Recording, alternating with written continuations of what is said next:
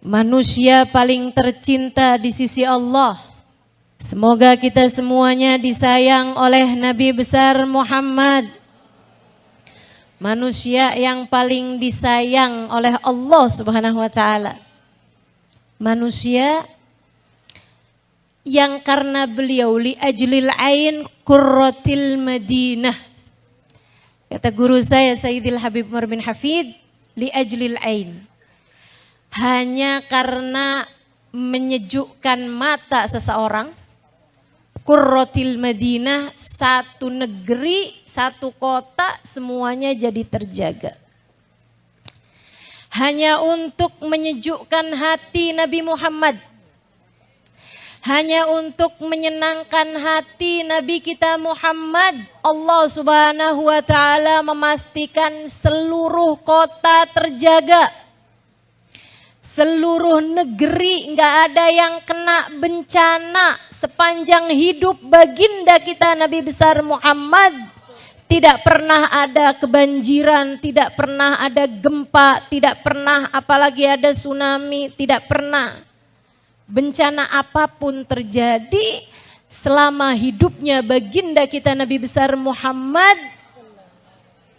di kota Madinah. Teman-teman saudaraku sekalian yang saya muliakan, Allah Subhanahu wa taala berfirman tentang hal ini. A'udzu billahi minasyaitonir rajim. Wa ma kana Allahu liyu'adzibahum wa anta fihim. Kami tidak akan menurunkan bencana kepada satu kaum selagi engkau wahai Nabi Muhammad ada di antara mereka. Ketika kami lihat engkau ada di antara mereka, kami pun memastikan satu negeri semuanya aman agar hatimu menjadi tenang. Li ajlil ain qurratil Madinah. Hanya untuk menjaga tenangnya hati Nabi Muhammad, Allah jaga seluruh negeri. Saudariku sekalian yang saya muliakan, sebab Nabi Muhammad manusia paling tercinta di sisi Allah.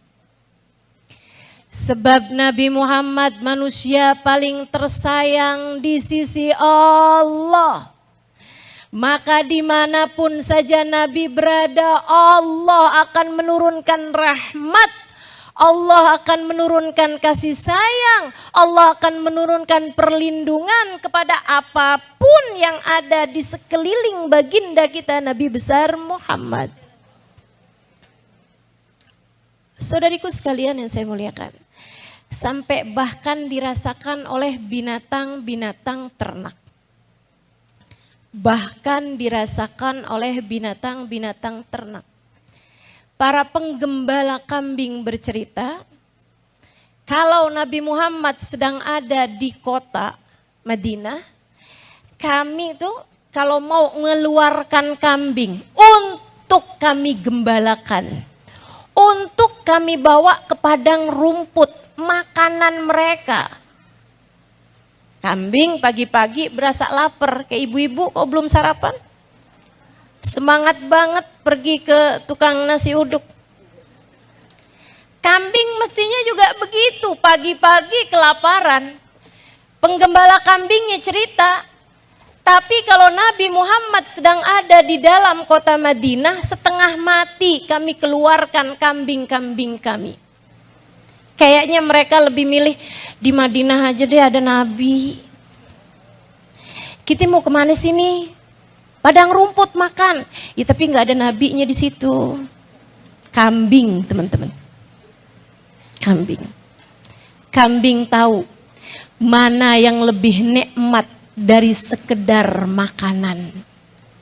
Yaitu kebersamaan dengan Nabi Muhammad. Padahal tuh kambing bukannya juga ikut majelis.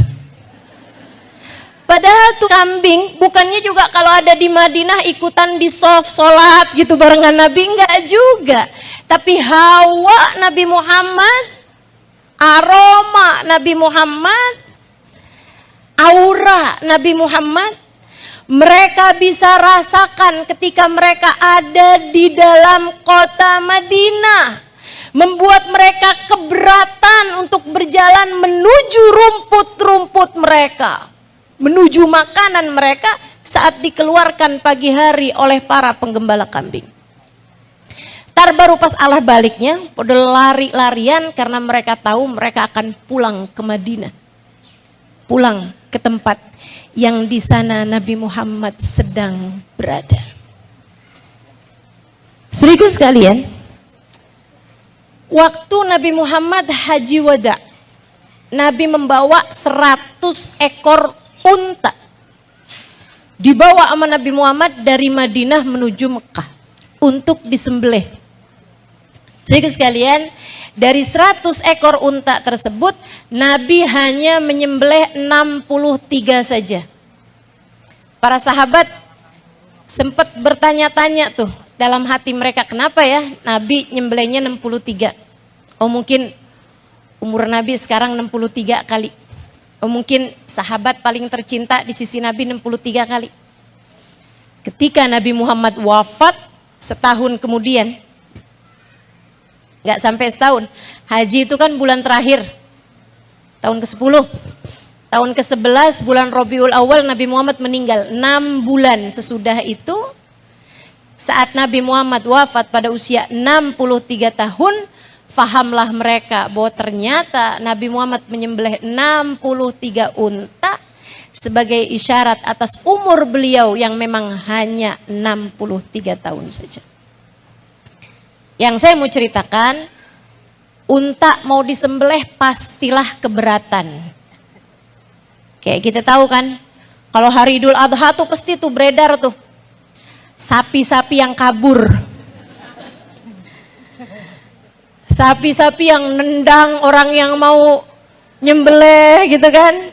Pasti ada aja tuh hiburan-hiburan kita hari Idul Adha. Saudara sekalian yang saya muliakan, tapi itu tidak berlaku untuk sembelihan Nabi Muhammad.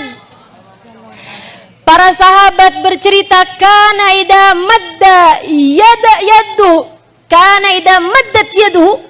Nabi Muhammad setiap kali manjangin tangannya buat ngambil salah satu dari unta tersebut, semua unta-unta tersebut mengulurkan leher-leher mereka, ingin menjadi unta yang diraih oleh Nabi Muhammad dan disembelih dengan tangan baginda kita Nabi besar Muhammad. Bahkan unta-unta itu tahu siapa Nabi Muhammad. Mereka faham bahwa beliau adalah manusia paling tercinta di sisi Allah. Mereka faham bahwa keberadaan Nabi Muhammad dimanapun saja tempatnya menjadi sebab turunnya hujan rahmat bagi siapapun yang ada di sekeliling Nabi Muhammad. Maka kalau kamu bertanya kepada saya tentang cara keselamatan hidup di dunia ini, saudariku sekalian, jawabannya adalah firman Allah Subhanahu wa taala, a'udzu billahi minasyaitonir rajim, wa ma kana Allahu liyu'adzibahum wa anta fihim. Kami tidak akan menurunkan bala bencana kepada satu kaum selagi Nabi Muhammad ada bersama dengan mereka. Maka rumah tanggamu ingin selamat, pastikan ada Nabi Muhammad dalam rumah tanggamu. Kamu ingin anakmu selamat, pastikan anakmu kenal cinta sama Nabi Muhammad. Kamu ingin dirimu selamat, pastikan ada cinta kepada Nabi Muhammad di dalam hatimu. Itu adalah penyebab keselamatanmu dari dunia hingga bahkan penyebab keselamatanmu di hari akhirat. Memahami hal ini, para sahabat menjadikan cita-cita tertinggi tertinggi mereka di hidup di dunia ataupun di masa sesudah kematian adalah kebersamaan dengan baginda Nabi besar Muhammad sallallahu alaihi wa ala alihi wa sahbihi wasallam. Sebutlah Harithah. Ada seorang sahabat Nabi pemuda namanya Harithah. Saudara sekalian, dulu Nabi Muhammad rumahnya suka dijagain. Bukan karena Nabi yang minta, tapi karena para sahabat merasa nggak aman. Mereka khawatir terhadap keamanan Nabi Muhammad. Setiap Nabi Muhammad ada di kota, di Madinah, mereka berjaga semacam hansip. Jaga rumah Nabi Muhammad tiap malam. Ada tuh petugas jaga malam. Zaman sekarang sih dibikinin grup WhatsApp nih. Judulnya penjaga rumah Nabi. Ada beberapa orang pemuda melamarkan dirinya untuk jagain rumah Nabi Muhammad sallallahu alaihi wasallam. Kalau Nabi Muhammad pergi berperang juga selalu ada 2-3 orang sahabat berjaga nyatronin tenda Nabi besar Muhammad sallallahu alaihi wasallam. Sampai turun firman Allah Subhanahu wa taala, wallahu ya'asimuka minan nas. A'udzubillahi minasyaitonir rajim. Wallahu ya'asimuka minan nas. Allah menjagamu wahai Nabi Muhammad dari kejahatan manusia. Sejak turun ayat itu, Nabi ngumpulin para penjaga malam. Petugas ronda nih, kumpulin sama Nabi. Nabi Muhammad bilang, makasih atas penjagaan kalian selama ini, tapi mulai nanti malam, udah gak usah. Gak usah lagi jagain rumah saya, Allah sudah jaminkan, Allah sudah janjikan, a'udzubillahi minasyaitonir rajim, wallahu ya'asimuka minan nas. Gak usah ada yang jagain rumah saya. Lebek Rasul. Saat malam hari tiba, udah tuh gak ada yang jagain, kecuali satu orang, namanya Harithah. Nabi semalam, 2 malam, 3 malam memang gak keluar rumah di malam hari. Pada satu malam, Nabi Muhammad keluar dari rumah, mungkin mau ke tempat untuk buang hajat, karena orang zaman itu tuh belum ada yang pada punya kamar mandi di rumah kan. Ada hajat beliau yang beliau mau datengin di waktu malam. Beliau keluar dari rumah, dapetin, ternyata ada Harithah. Rasul mau kemana nih Rasul? Saya temani, saya antarkan, mungkin ada kebutuhanmu yang bisa saya bantu. Kata Nabi, Harithah, lebih Rasul. Kamu kemarin waktu meeting gak hadir apa gimana nih? Hadir Rasul. Saya sampaikan kepada semua petugas ronda untuk mulai beberapa malam yang lalu itu udah gak ada yang jaga lagi di rumah saya. Iya Rasul, lebih Rasul. Lah, kenapa kamu masih berjaga juga wahai Harithah? Rasul, saya ini berjaga bukan buat menjaga rumahmu wahai Rasul. Tidak juga apalagi untuk menjagamu wahai Rasul. Tentu tidak. Apalah arti penjagaan Harithah sesudah Allah Subhanahu wa taala menjagamu langsung wahai Rasulullah. Terus kamu tetap berjaga gini ngapain? Untuk menjadi orang yang dapat berkhidmah kepadamu di waktu malam wahai Rasulullah. Kalau siang pada rebutan sekedar membawakan sendalmu. Kalau siang susah mau khidmah kepadamu ya Rasulullah. Kalau siang mau ikut-ikutan untuk berkhidmah kepadamu, Udah pada ngantri, ada bagiannya sendiri-sendiri. Jadi saya pikir, udahlah, saya khidmahnya di malam hari aja boleh ya Rasul. Sehingga saya dapat menjadi orang yang dapat memenuhi kebutuhanmu di waktu malam. Mungkin mau minta diambilin air, mungkin mau minta dianterin ke satu tempat. Biarkan saya menjagamu ya Rasulullah.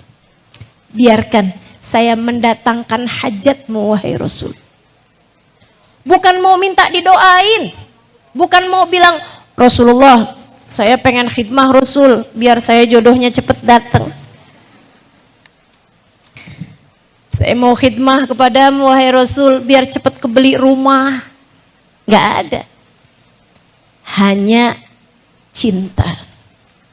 Hanya cinta. Nabi Muhammad terharu dengarnya. Jadi kamu setiap malam ada di depan rumah saya Harithah. Lebih Rasul. Nabi tuh Bu, kalau dibikin baik sama orang, dengerin ucapan saya baik-baik. Nabi, kalau kamu berbuat baik kepada Nabi Muhammad, berkhidmah di jalan Nabi Muhammad, bersolawat kepada Nabi Muhammad, melakukan apapun demi cintamu kepada Nabi besar Muhammad, Nabi akan membalas dengan yang lebih besar. Kana yaqbalul hadiyah wa yukafi'uha. Sesungguhnya Nabi Muhammad menerima ketika ada orang berbuat kebaikan kepada beliau, memberi hadiah kepada beliau, wa yukafi'uha, dan Nabi membalasnya. Dan Nabi membalasnya. Kita tahu balasan dari seseorang seringkali sesuai dengan kedermawanan yang ada dalam hatinya. Dan kita pun tahu manusia paling dermawan adalah baginda kita Nabi besar Muhammad. Maka Nabi yang terharu mendengar ucapan Harithah, Nabi segera bertanya kepadanya, ya Harithah idan salni, wahai Harithah kalau gitu mintalah kepadaku sesuatu, aku akan mendoakannya untukmu. Tuh kok udah Nabi nantangin gitu tuh, hajat apapun yang diminta bakalan segera dikasih sama Allah SWT. Harithah kalau bilang, Rasul saya kepengen punya istri nih Rasul, saya kan masih jomblo nih, saya kepengen punya istri Rasul 4 yang cakep-cakep semuanya Rasul. Itu segera Nabi Muhammad angkat tangan, besoknya udah langsung bisa nikah tuh Harithah. Apa aja yang diminta sama Harithah udah langsung tuh bakalan dijabah sama Allah, sebab Nabi Muhammad sendiri yang bertanya kepada Harithah, idzan salni ya Harithah, kalau gitu mintalah padaku sesuatu wahai Harithah, aku akan memberikannya padamu atau aku akan mendoakannya untukmu. Apa jawaban Harithah? Saya yakin sih, ini kalau pertanyaan semacam ini ditanyakan kepadamu, tunggu Rasul bentar, 5 menit. Ngapain tuh? Tulis dulu tuh, jangan sampai ada yang ketinggalan. Hajat kita banyak, betul gak? Suami biar gak kawin lagi, kayak nomor 1 itu ya. Anak-anak biar soleh-soleha, gitu kan. Tuh, saya baru kasih contoh aja udah berada amin. Pasti banyak bener tuh hajat-hajat kita. Kepengen bisa kebeli rumah. Tuh kan amin. Kepengen punya mobil. Tuh kan. Kepengen pergi haji. Hajat kita langsung banyak gitu kan. Harithah ketika ditanya, salni ya Harithah, mintalah kepadaku sesuatu wahai Harithah. Dia menjawab, ya Rasulullah, ba'da'an hadani Allahu bil Islam. Sesudah Allah menganugerahkan kepadaku hidayah Islam dan Allah mengizinkanku untuk membersamaimu di atas muka bumi ini, tak ada lagi hajat yang saya inginkan ya Rasulullah. Siapa di antara kita yang hatinya mirip sama hatinya para sahabat? Siapa di antara kita yang sesudah Allah anugerahkan kepada kita Islam, sesudah Allah anugerahkan kita menjadi umat Nabi besar Muhammad, tak ada lagi hajat yang kita inginkan dari urusan dunia ini? Nabi Muhammad bilang, la salni ya Harithah. Tidak, kamu harus minta padaku wahai Harithah. Harus Rasulullah? Iya. Kalau gitu berilah aku waktu 3 hari wahai Rasul. Jangan sampai hajatku ini sesuatu yang akan aku sesali nantinya. Karena kadang-kadang kita tuh pengen sesuatu, abisnya itu belakangan diseselin. Ada tuh ibu-ibu ngomong sama saya, Ustazah doain biar suami betah di rumah.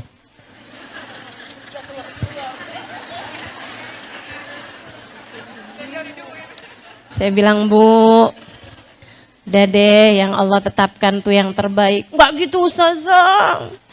Saya tuh Ustazah jadi istri tapi rasanya kayak enggak jadi istri gitu Ustazah.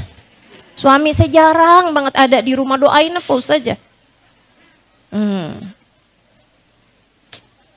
Fatihah. Ya pun baca tuh Fatihah. Sebulan, 2 bulan, 3 bulan, beberapa bulan kemudian, Ustazah, suami saya di rumah mulu. Betapa terkadang kita tidak mengerti sungguh-sungguh tentang sebuah permintaan. Apa yang kita inginkan sekarang bisa jadi menjadi sesuatu yang kita sesali sesudah justru kita diberi oleh Allah Subhanahu wa taala hal itu. Karenanya Bu, saya sih kalau urusan dunia, jujur aja saya kalau urusan dunia, saya mau minta beneran tuh sama Allah takut. Jadi saya kalau urusan dunia tuh, ya Allah kalau emang itu baik bagi saya, berikan. Dan saya tahu ketika belum diberi oleh Allah atau ketika tidak diberi oleh Allah, saya tahu bahwa itu adalah yang terbaik untukku. Kayak urusan anak misalnya. Ya Allah kalau emang baik kasih ya Allah. Dulu urusan jodoh juga gitu. Kalau emang baik kasih ya Allah. Ternyata dikasih. Ganteng pula. Urusan anak juga gitu ya Allah. Kalau emang baik kasih ya Allah. Ternyata gak dikasih-kasih. Ternyata itu adalah hal terbaik. Udah gak usah penghibur Bu, tenang. Saya tahu itu adalah yang terbaik dari Allah Subhanahu wa ta'ala. Saya tidak mau menjadi seseorang yang saya minta suatu kali untuk kemudian saya sesali berikutnya. Saya nggak mau menjadi seseorang sebab saya nggak tahu kalau urusan dunia tuh baik nggak baiknya buat kita nggak tahu. Karenanya Sayyidina Ali bilang terhadap urusan dunia nih, kata Sayyidina Ali bilang, saya kalau berdoa urusan dunia Allah kasih, saya bersyukur sekali. Tapi kalau Allah nggak kasih, saya bersyukur 2 kali.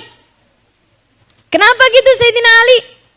Sebab kalau saya diberi, Allah menjadikan saya seperti yang saya mau. Tapi kalau nggak diberi, Allah menjadikan saya seperti yang Allah mau. Dan apa yang Allah mau selalu lebih baik daripada apa yang saya mau. Gitu. Jadi Harithah takut doanya sesuatu hal yang belakangan akan beliau sesali. Minta tangguh waktu 3 hari. Selama 3 hari itu setiap malam berjaga di rumah Nabi Muhammad. Sambil mikir, minta apa ya enaknya. 3 hari kemudian Nabi Muhammad sengaja keluar dari rumah buat berjumpa dengan Harithah. Sudah kamu pikirkan Harithah? Sudah Rasul. Apa permintaanmu itu wahai Harithah? Agar aku berikan jika aku memilikinya atau aku memohonkannya kepada Allah untukmu. Harithah menjawab sambil tersenyum. Sesudah difikir 3 hari 3 malam, apa nih hajat yang gak akan pernah saya sesali sampai kapanpun.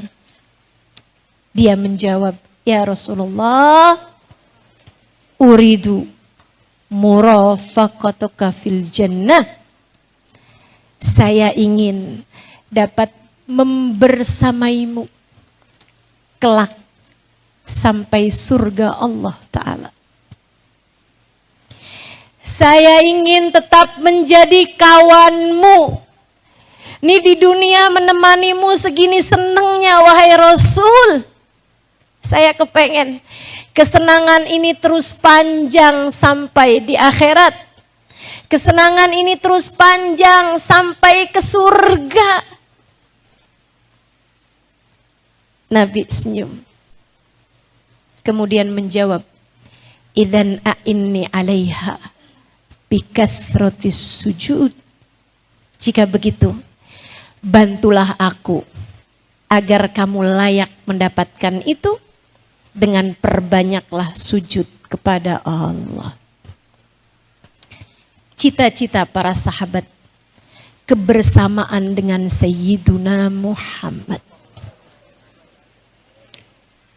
Saudaraku sekalian, karenanya para sahabat tuh kalau ditanya apa hadis Nabi yang paling membuat mereka bergembira. Hadisnya sebagaimana diriwayatkan oleh Bukhari Muslim.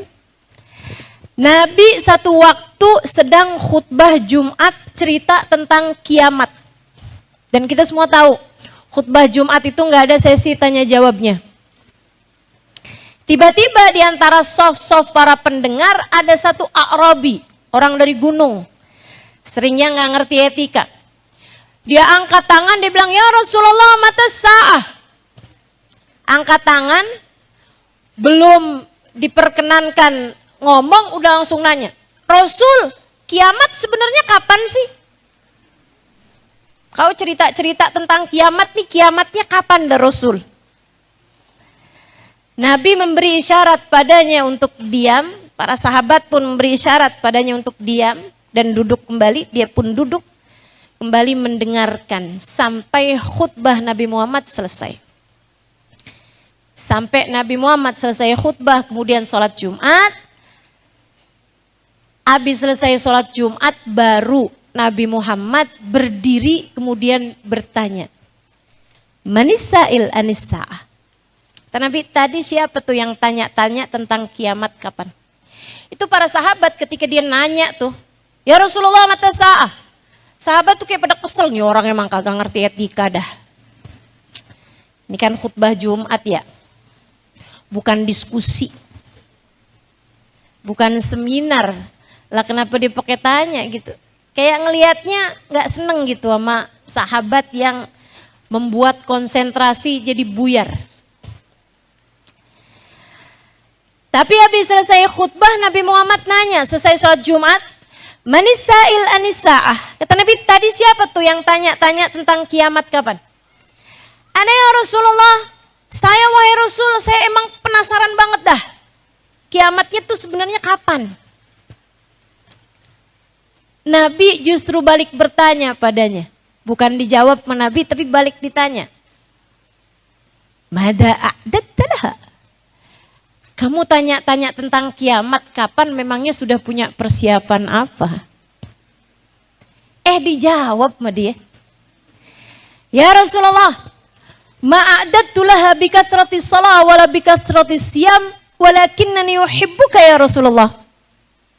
Rasul, saya nggak punya persiapan sholat sunnah banyak. Artinya sholat wajib dikerjain. Sholat sunnah pun punya tapi nggak banyak. Para ulama membahas nggak banyaknya sahabat tuh tahajud nggak tinggal, witir nggak tinggal, duha nggak tinggal, qobliyah ba'diyah nggak tinggal. Itu nggak banyaknya sahabat.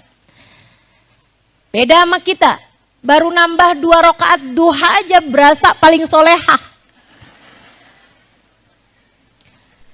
Berasanya kayak udah surga dibuka selebar-lebarnya buat kita. Padahal sholat duha pun karena ngarepin rezeki luas. Siapa yang suka begitu?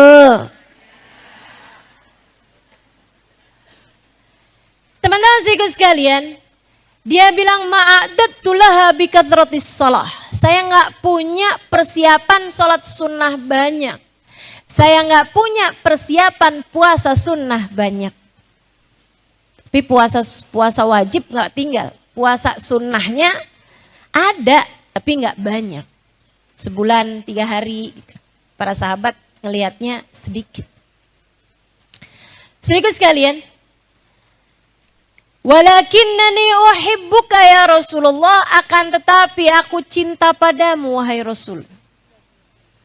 Cinta tuh kalau gede teman-teman, kalau gede cinta itu tanpa keraguan. Sama kayak kamu kalau ditanya cinta nggak sama anaknya?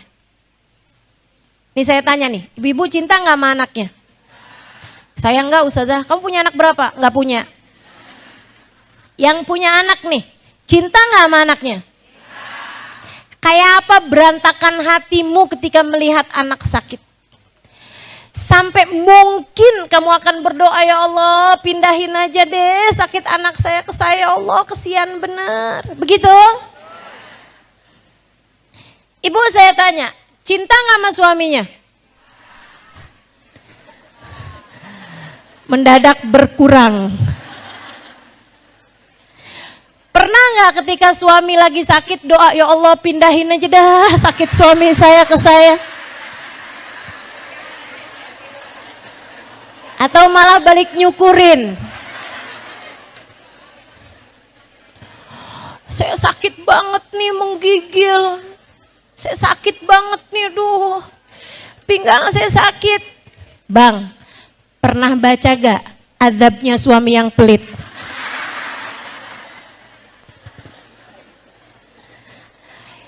Ketika cinta besar, hati kita tidak ragu terhadap rasa tersebut. Para sahabat merasakan hal itu kepada baginda Nabi besar Muhammad. Membuat mereka, saudaraku sekalian saya muliakan, itu kalau sholat subuh, banyak di antara mereka habisnya sholat subuh tuh nggak pada mau pulang, sampai duhur. Ntar kalau habis duhur juga gitu, ntar asar, tanggung. Habis asar tuh banyak yang, maghrib kayaknya deket lagi nih. Percuma pulang juga, ntar baru nyampe rumah udah kangen lagi sama Nabi. Mendingan balik aja deh ke masjid. Sampai Nabi Muhammad tuh, habisnya selesai sholat subuh, Nabi kan waktunya duha, sholat lagi tuh di dalam masjid. Makanya satu-satunya sholat sunnah yang disunahkan bagi laki-laki untuk mensolatinya di dalam masjid selain bulan Ramadan adalah sholat duha. Karena Nabi Muhammad sering mengerjakan sholat duha di dalam masjid. Beliau kalau tahajud malah di rumah. Beliau bahkan terawih kecuali 3 hari yang pertamanya dalam masjid, sisanya beliau terawih pun di dalam rumah. Saudaraku sekalian yang saya muliakan, Nabi Muhammad sallallahu alaihi wasallam kalau lagi sholat duha kok dapetin masjid masih rame aja ya. Ditanya sama Nabi, kalian ngapain ada di masjid? Mereka mau bilang, daripada pulang ntar kangen Rasul.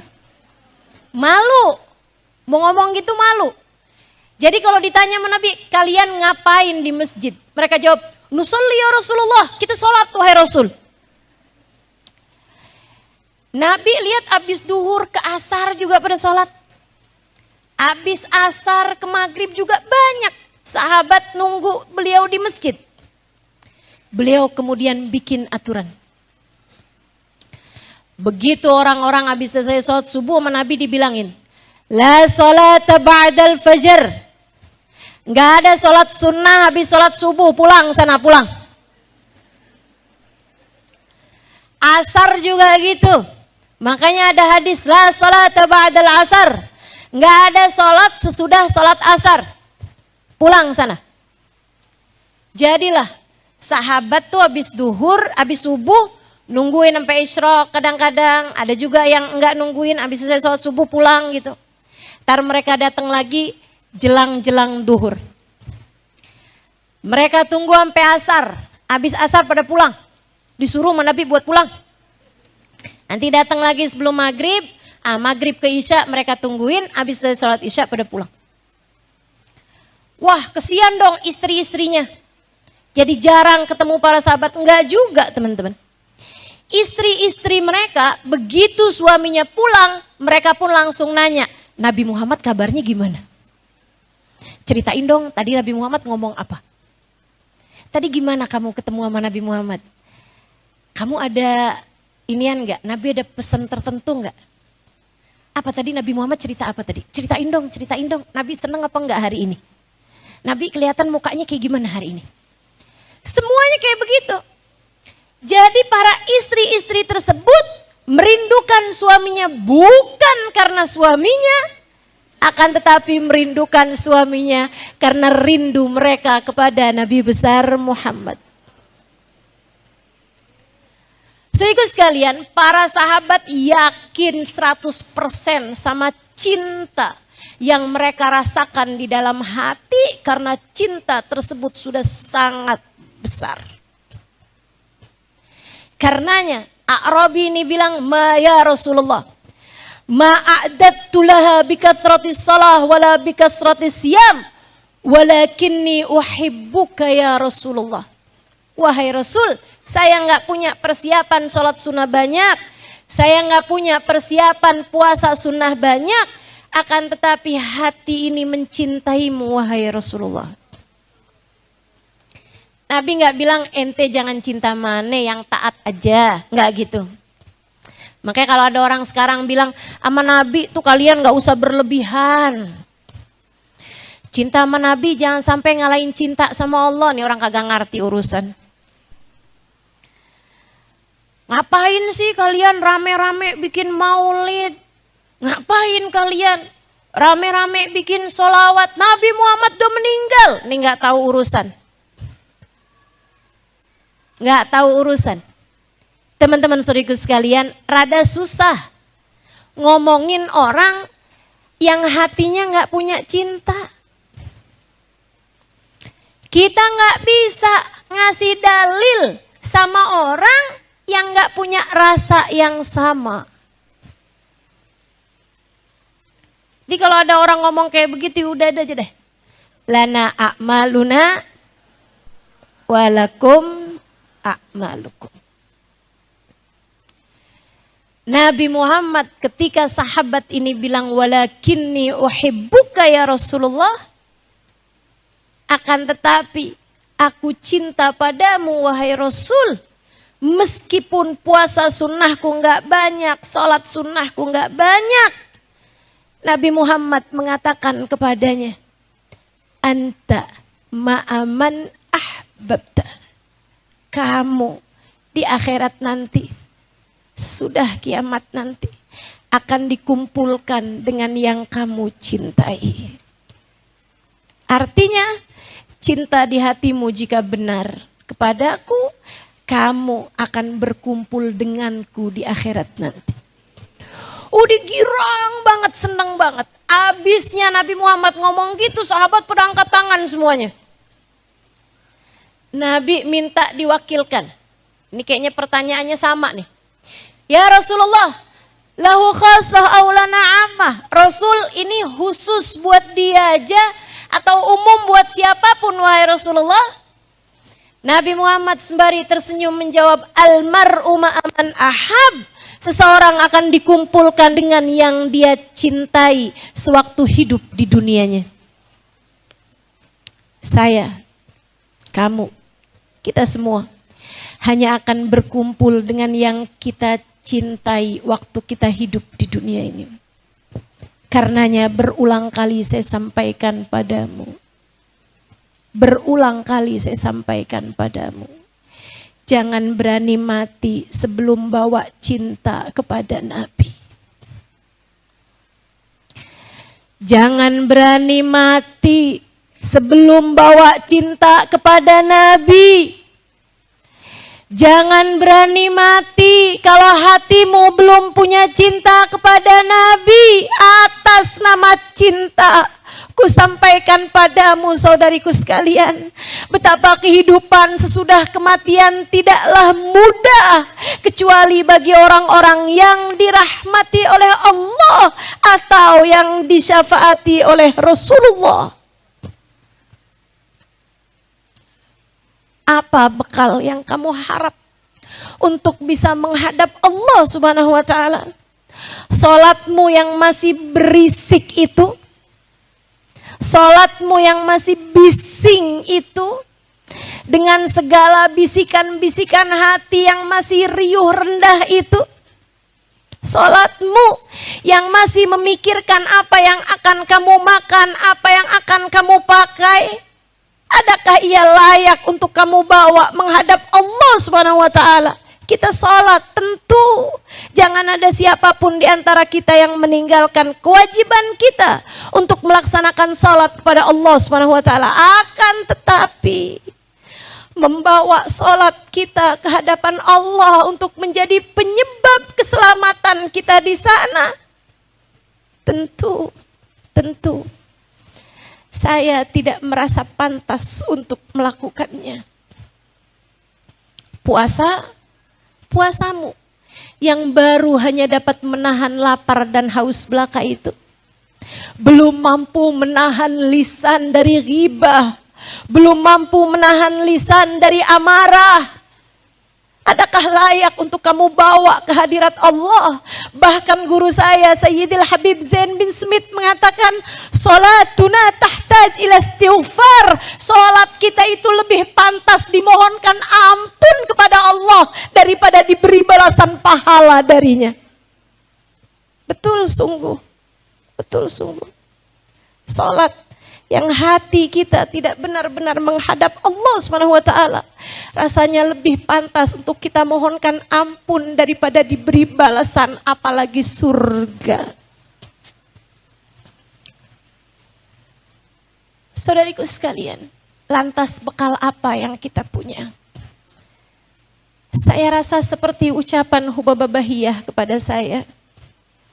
Ketika saya satu hari diminta mengajar di Salalah Oman, di masa hidupnya Hubabah Bahiyah, saya menerangkan tentang sholat khusyuk. Hubabah mengambil mic saya, kemudian Hubabah bilang, la ya Halimah, la.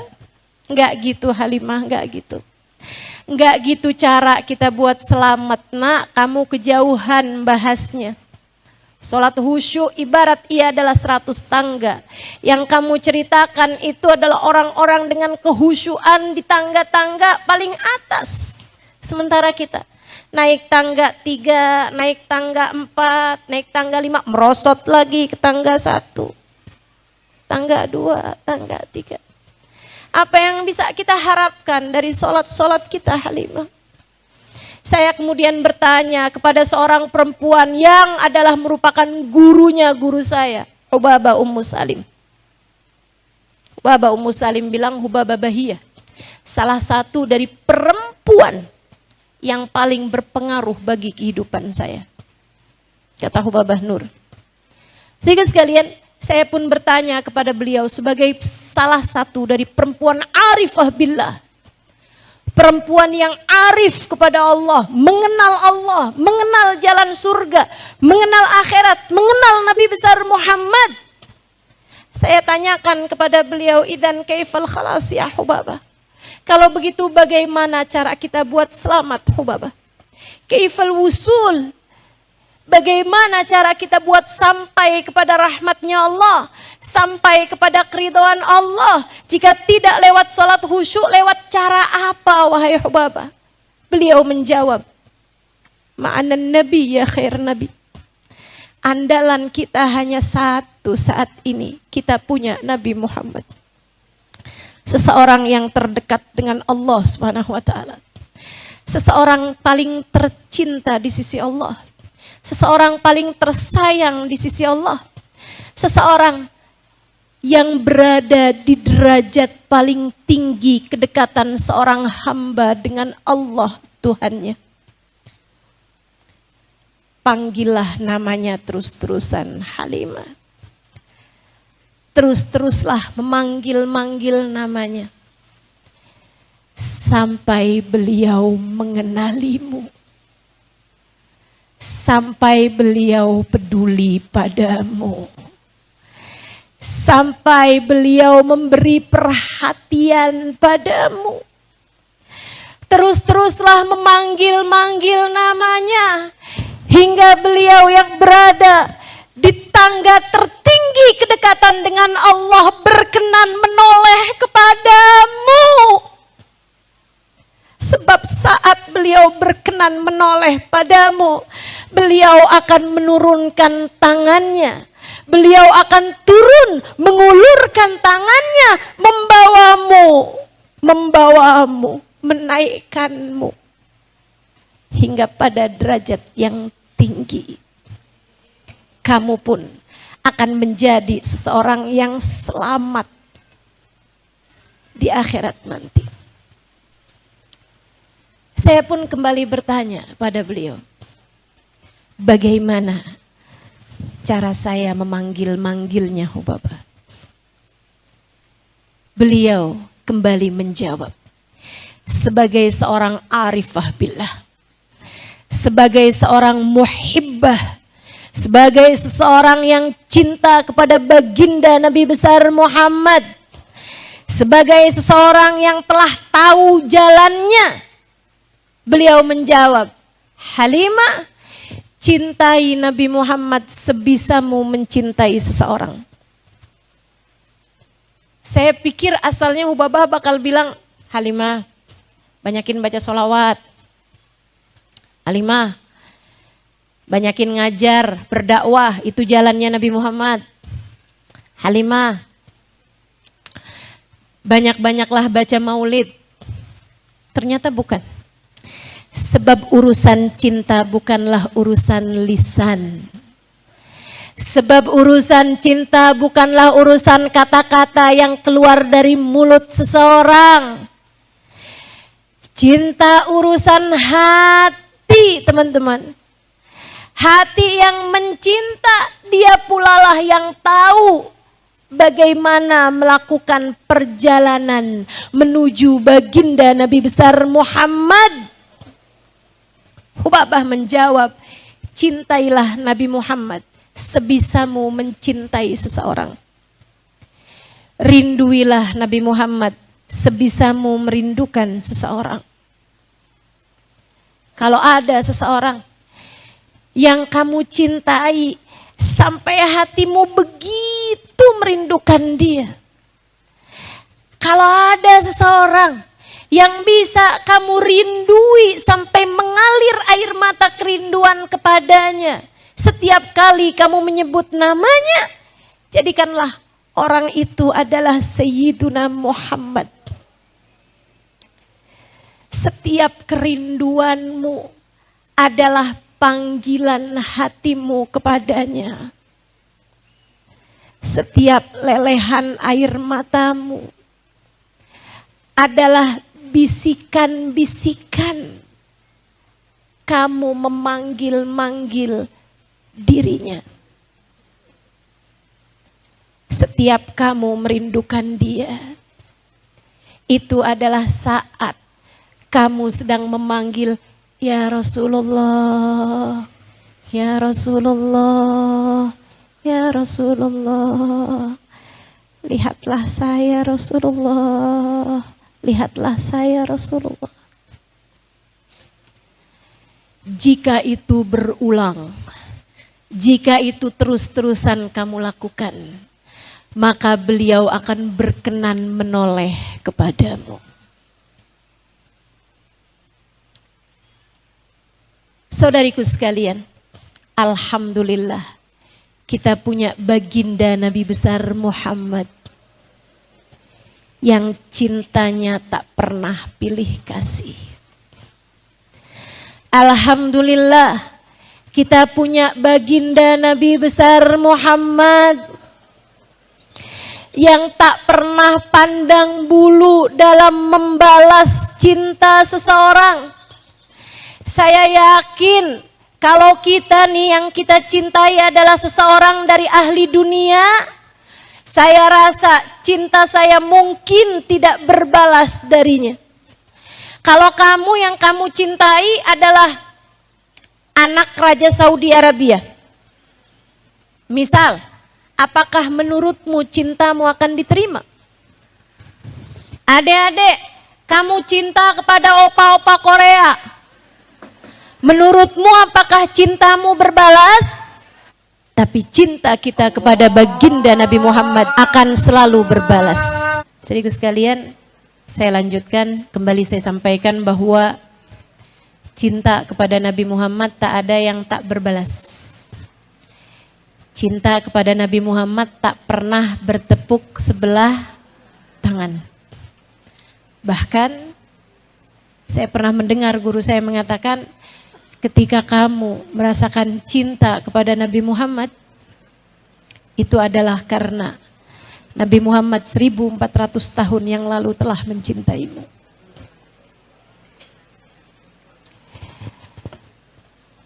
Saya ulangi, menurut saya ini sesuatu hal yang sangat membuat besar hati saya, teman-teman. Bahwa cinta kepada Nabi Muhammad tak ada yang tak berbalas. Cinta kepada Nabi Muhammad, di saat kamu mencintainya, bisa jadi itu menunjukkan karena Nabi Muhammad telah mencintaimu 1400 tahun yang silam. Cinta kita kepadanya telah didahului oleh cinta beliau kepada kita. Alhamdulillah.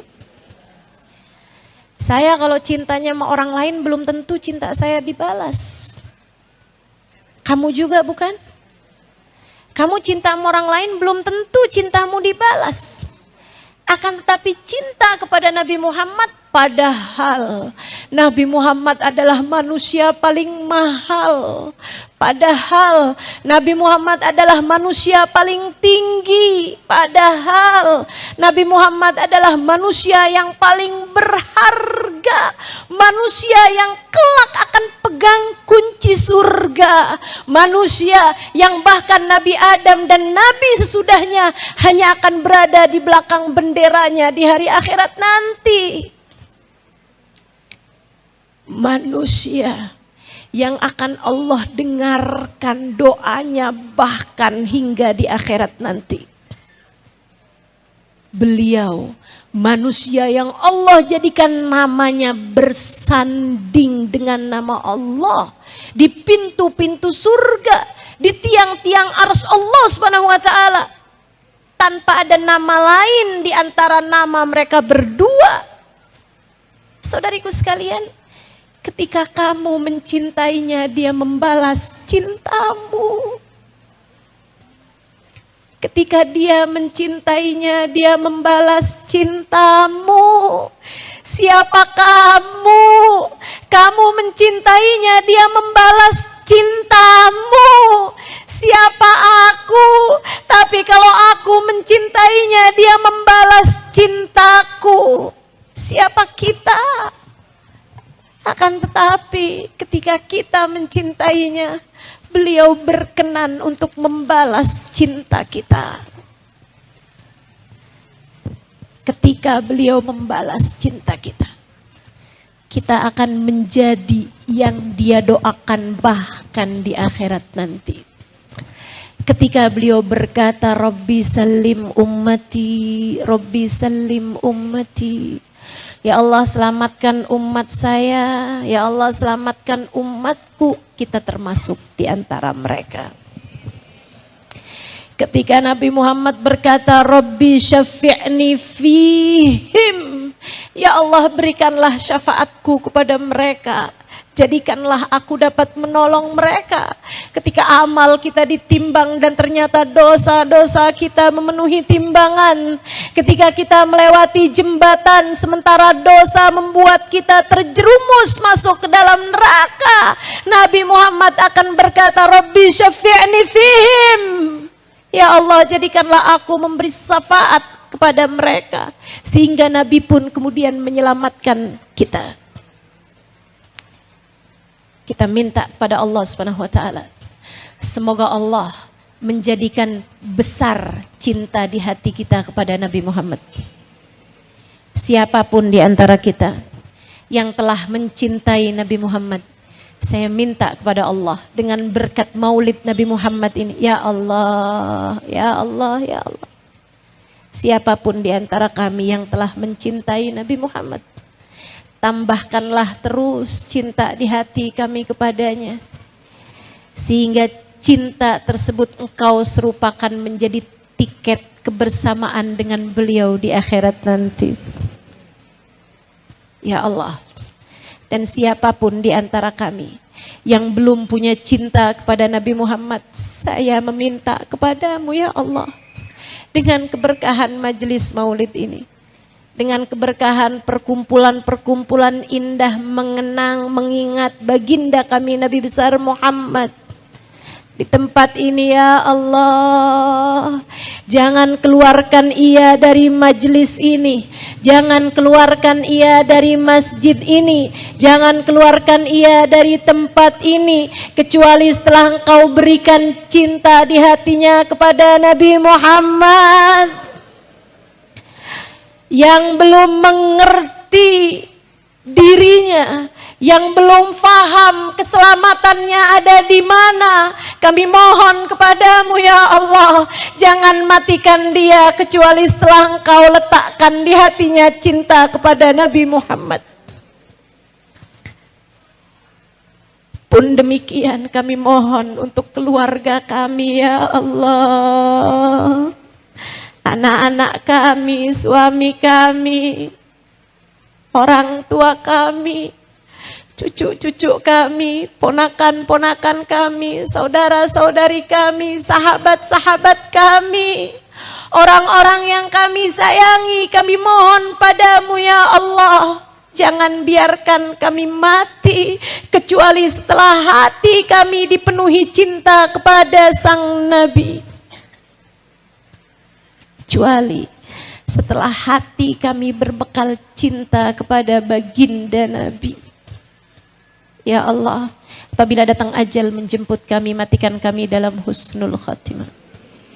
Jadikanlah kalimat yang keluar dari lisan kami saat ajal menjemput kami adalah kalimat tauhid, kalimat la ilaha illallah, la ilaha illallah, la ilaha illallah, Muhammadur Rasulullah sallallahu alaihi wa alihi wasallam. عليها نحيا وعليها نموت وعليها نبعث إن شاء الله تعالى من الآمنين الذين لا خوف عليهم ولا هم يحزنون برحمتك يا أرحم الراحمين وبجودك يا أجود الأجودين إنه ولي ذلك والقادر عليه. اللهم ربنا تقبل منا إنك أنت السميع العليم، تب علينا إنك أنت التواب الرحيم، بفضل سبحان ربك رب العزة أما يصفون وسلام على المرسلين والحمد لله رب العالمين. Wa ila hadratin Nabi al-Fatihah.